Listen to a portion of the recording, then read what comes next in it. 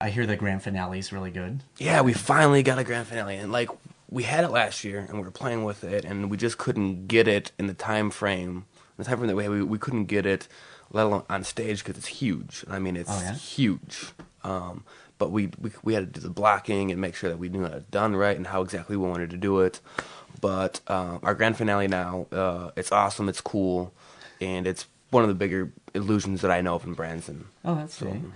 So what has been the biggest challenge performing in Branson versus outside of Branson? Because I'll give you like an example. I had to be more visual. I had to be quick. The routines had to be quick and visual for me. But as for the entire show that you're doing, what have you found that you've had to adjust, or what just did not work when you guys were first opening up? You know, I guess I'm fortunate in which everything that I've done in the show has all been pretty strong. All my card stuff has, my shadow coins that I do, I get tons of compliments from both laymen and mainly magicians who really appreciate that. Yeah. I mean, they know how it's done, but they just love how elegant it looks.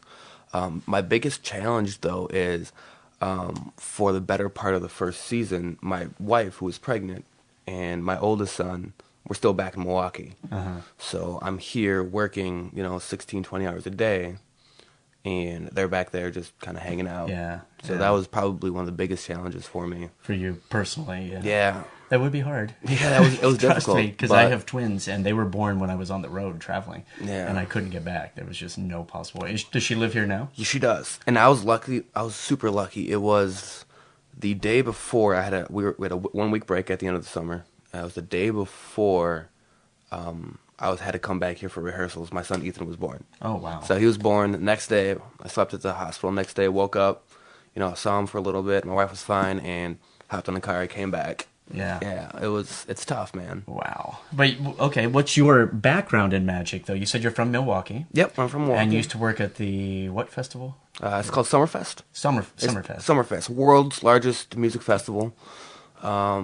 I haven't heard of it, so Yeah, it shows you. It's in Milwaukee. Actually, this year I was looking at the lineup. There's some really cool bands that are going to be playing there.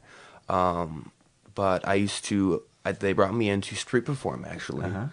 And there's not many street performers, at least when I was there hasn't been a lot around there. So I'd show up, I get in for free. I was able to bring in my own alcohol because it's their props, you know. Yeah. So I sit there and I get there at 11, and I would do about 10 to 12 minute magic show, like 4 or 5 times an hour. And I would do the same 4 tricks over and over again, street perform. I got to pass a hat. They gave me free parking, free admission, and I got to stay for whatever I wanted to stay for. And that was my introduction into street performing. Yeah, which it's hard. It's really super hard. And because I did it for like 5 years. I don't know if I would ever go back to it. I liked it, but I wanted to do it for the experience. I've done kids' birthday parties because I wanted the experience, though I knew that wasn't the market. You don't do it now, do you? No. Did you learn your lesson? Yeah. Yeah. But I wanted the experience. I wanted the actual knowledge, so that wasn't the market I was trying to get into.